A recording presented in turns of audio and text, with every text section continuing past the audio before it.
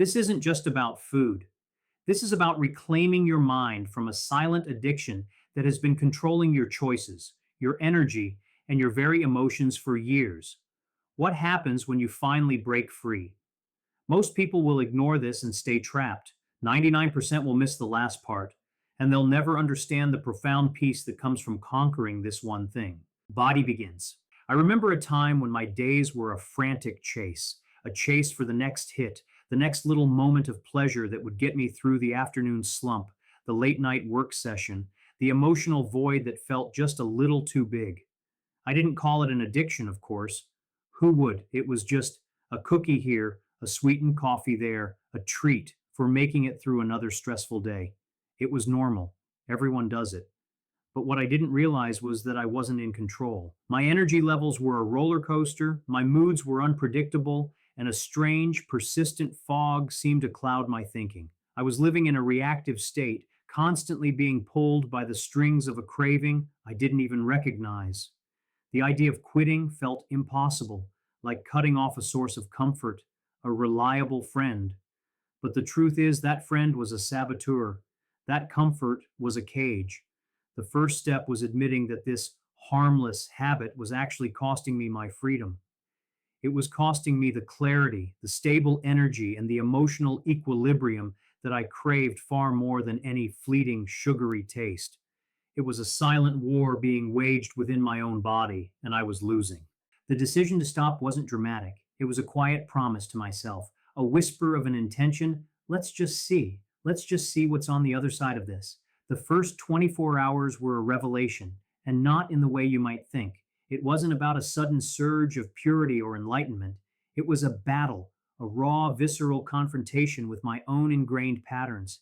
Every corner seemed to hide a trigger: the smell of a bakery, the sight of a vending machine, the casual offer from a coworker, "Want one?"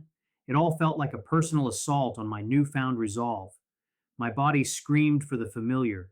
It sent phantom signals of hunger, sharp pangs of desire that had nothing to do with actual nourishment and everything to do with a deeply conditioned response. The headache that set in was dull and persistent, a physical manifestation of the withdrawal. My mind, in a desperate attempt to get its fix, began to rationalize. One little bite won't hurt. You can start again tomorrow. You deserve a reward for being so good for, what, 8 hours? It was a masterclass in self deception. But beneath that clamor, something else was happening. A space was opening up. For the first time, I could observe the craving without immediately acting on it. I could feel the pull, the desperation, and just watch it. It was like standing on the shore and watching a massive wave rise, knowing it would crash, but also knowing that I didn't have to be swept away by it. I could stand firm. This tiny moment of non reaction was a seismic shift. It was the first inkling of a power I never knew I possessed: the power of the pause. In that pause, I realized the craving wasn't me. It was a program running in the background, a ghost in the machine. And for the first time, I felt the possibility that I could be the one to turn that machine off. The physical discomfort was intense, yes, but the flicker of inner strength, the taste of true self command, was infinitely more compelling. It was the beginning of a journey not away from something but back toward myself, a journey to rediscover who I was without the constant noise of manufactured desire. As the second and third days unfolded, the physical symptoms began to morph.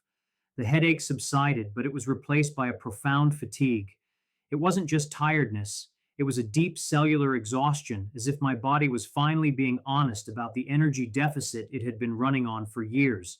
The constant sugar intake had been like a whip, forcing my system into bursts of artificial energy followed by inevitable crashes. Now, without that whip, my body was revealing its true state, depleted. It was humbling. It forced me to be gentle with myself, to rest when I needed to honor the recovery process. The cravings also changed. They were less like sharp, desperate pikes and more like a dull, melancholic ache, a sense of loss almost. It was the emotional attachment surfacing. I realized how often I had used sugar not for energy, but to soothe, to numb, to distract. When I felt lonely, a sweet treat was a companion. When I felt anxious, it was a momentary calming agent. When I felt bored, it was entertainment. Without my go to coping mechanism, I was forced to actually feel my emotions. There was no buffer. If a wave of sadness came, I had to sit with it. If anxiety prickled at the edges of my awareness, I had to breathe through it. It was uncomfortable and raw, and there were moments I wanted to bolt right back to the familiar comfort of a candy bar. But in facing those feelings head on, I began to learn their language. I started to understand what they were really telling me. The boredom was often a sign of a deeper creative stagnation. The anxiety was a call to address a specific worry I had been avoiding. The loneliness was a yearning for genuine human connection.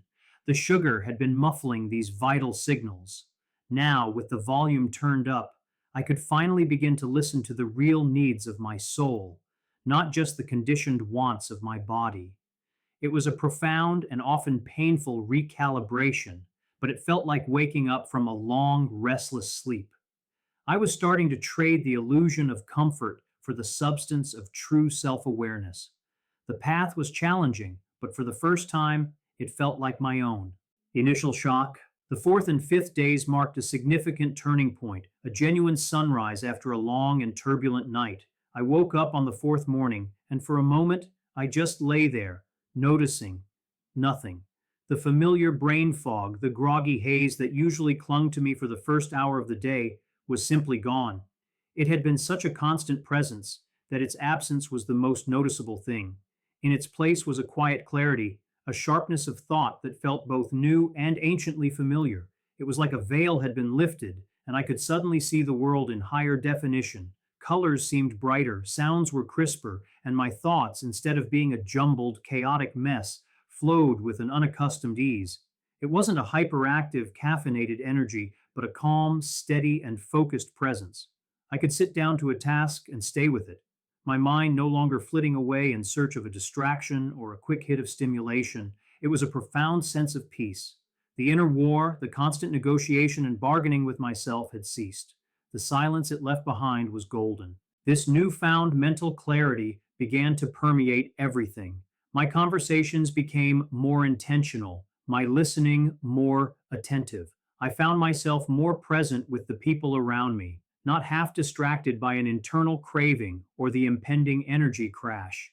The physical changes were becoming undeniable, too. The persistent low grade bloating that I had accepted as a normal part of my existence had vanished. My digestion felt smoother, more efficient. My skin, which had often been dull and prone to inflammation, was starting to show a new vibrancy, a healthy glow that no cosmetic product had ever been able to replicate. It was my body physically reflecting the internal cleansing that was taking place. I started to notice true hunger again, not the manufactured, frantic craving for sugar, but the body's genuine signal for nourishment. And when I ate, the food tasted different, better. A simple apple exploded with a complex sweetness I hadn't appreciated before. Roasted vegetables had a deep, earthy flavor that was immensely satisfying. My palate was resetting, rediscovering the subtle and authentic tastes of real food, untainted by the overwhelming blast of artificial sweeteners. It felt like coming home. I was reconnecting with the innate intelligence of my body, an intelligence that had been drowned out for so long. The journey through the initial withdrawal, the headaches, the fatigue, the emotional turmoil had been the price of admission to this new reality. And standing here, in this state of clarity and vitality, I knew it was a price worth paying 1,000 times over. It was no longer about deprivation or what I was giving up. It was about what I was gaining: control over my own mind, a deeper connection to my body, and a stable, self generated energy that came from within, not from a substance. The realization dawned on me with profound force. I had been living life on hard mode, unnecessarily handicapped by something I had willingly consumed. This wasn't about being perfect or becoming a health guru. It was simply about reclaiming my baseline, my natural state of being, and discovering the incredible capacity for wellness that had been waiting there all along. It was a freedom I never knew I was missing, and it was more liberating than any momentary indulgence could ever be. The shift wasn't just internal, it began to ripple out into my daily habits and choices. That constant gnawing hunger had been a primary driver of my decisions. dictating when and what I ate, often with a sense of urgency and desperation. Now, free from that erratic pull, I discovered a newfound sense of food freedom. I could walk past a display of pastries and feel nothing but neutrality.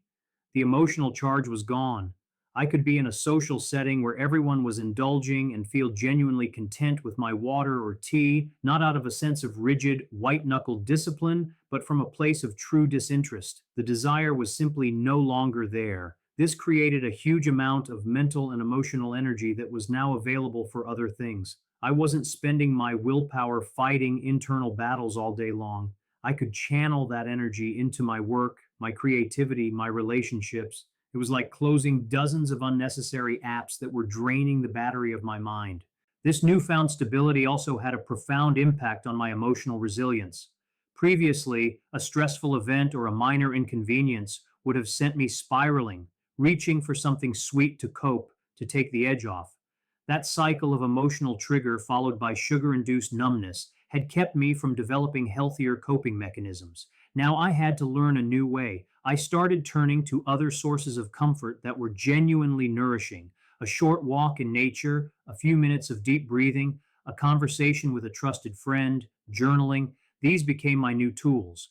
I was building a foundation of emotional fortitude that wasn't dependent on an external substance. It was an empowering process of self discovery, of learning to self soothe in authentic and constructive ways. My body and mind, now working in harmony, felt like a cohesive and reliable team rather than a battlefield of conflicting desires. It was a paradigm shift from seeking external pleasure to cultivating internal peace. The peace that comes from this alignment is subtle but incredibly powerful. It's a quiet confidence that radiates from within, a knowing that you can handle life's ups and downs without needing a crutch. Profound peace. By day 6 and 7, the experience transcended the physical and mental. It settled into something deeper, something I could only describe as spiritual. It wasn't about dogma or belief, but about a heightened sense of connection. The static was gone. The constant noise from the sugar roller coaster, the highs, the lows, the cravings, the guilt, had been a form of interference, preventing me from tuning into the subtler frequencies of life. Now, in the quiet, I could hear things I hadn't before. I started noticing the small miracles of the everyday, the intricate pattern of a leaf, the warmth of the sun on my skin, the genuine taste of fresh water. These simple things delivered a sense of profound pleasure and gratitude that completely eclipsed the artificial, fleeting joy of a sugary snack. It was a more refined, more sustainable form of happiness, one that didn't come with a crash. It felt like I had been living in a room with a loud, buzzing refrigerator, and only once it was unplugged did I realize how much it had been disturbing the peace. This experience redefined my understanding of strength. I used to think strength was about pushing through, about forcing things, about enduring hardship with a grim face. But I learned that true strength is quieter. It's the strength to be gentle with yourself during a difficult transition. It's the strength to choose the subtle, long term peace over the loud, immediate gratification. It's the strength to say no, not just to a substance, but to the old patterns of self sabotage that no longer serve you. Quitting sugar for a week wasn't a diet, it was a vision quest. It was a journey into the wilderness of my own habits and attachments, and I came back with a clearer understanding of who I am and what I am capable of. It was a reset not just for my body, but for my soul. It reminded me that within each of us is a source of unwavering strength, calm, and clarity, and it's always accessible to us, if only we're willing to remove that which stands in its way. It was a powerful lesson in subtraction, in what can be gained by letting go. As the week came to a close, the most profound realization settled in. This wasn't about sugar at all. It was about my relationship with desire. It was a perfect, contained experiment in observing a powerful, conditioned want, feeling it fully and not acting on it. This simple, week long practice trained my mind to understand that not all desires need to be fulfilled. It taught me that there is a space between impulse and action, and in that space lies our freedom. I could now apply this lesson to every other area of my life. The impulse to react in anger, the desire to scroll endlessly instead of being present, the urge to procrastinate on important work. I could see all of these as the same kind of craving. They were neural pathways begging for the familiar hit of a certain emotional or chemical state. And now I had a new tool. I knew how to stand on the shore and watch the wave. I had tangible proof etched into my cells that I was not a slave to my impulses. This was the ultimate gift of the experience. It was the master key. The physical benefits were incredible, yes. The clear skin, the stable energy, the end of bloating. The mental clarity was life changing. But the deep, resonant wisdom was this: you are the master of your own inner landscape. Nothing external has power over you unless you give it power. Taking a stand in this one, seemingly small area of my life created a ripple effect that touched everything. My relationships improved because I was more present and less reactive. My work improved because my focus was sharp and undivided. My relationship with myself transformed from one of criticism and conflict to one of respect, trust, and compassion. I learned to nourish myself in the truest sense of the word, not just with food, but with rest, with nature, with silence, with genuine connection. It wasn't a week of deprivation, it was a week of profound nourishment, a week of rediscovering what my soul had been hungry for all along. The peace I found wasn't just about the absence of sugar, it was about the presence of my true self. It's not the sugar itself that holds the power, but the unconscious habit of reaching for something outside of ourselves to fix what feels broken within. That simple, repeated action of turning away from a fleeting pleasure and turning toward your own inner resolve builds a spiritual muscle. It's the practice of choosing peace over chaos, one small decision at a time. It's in that silent, uncelebrated moment of choice where true transformation happens. The world will always offer you a quick fix, a distraction, a temporary comfort, but the deepest, most enduring peace comes from knowing you don't need any of it. The strength, the calm, and the clarity you seek are already inside you, waiting to be uncovered.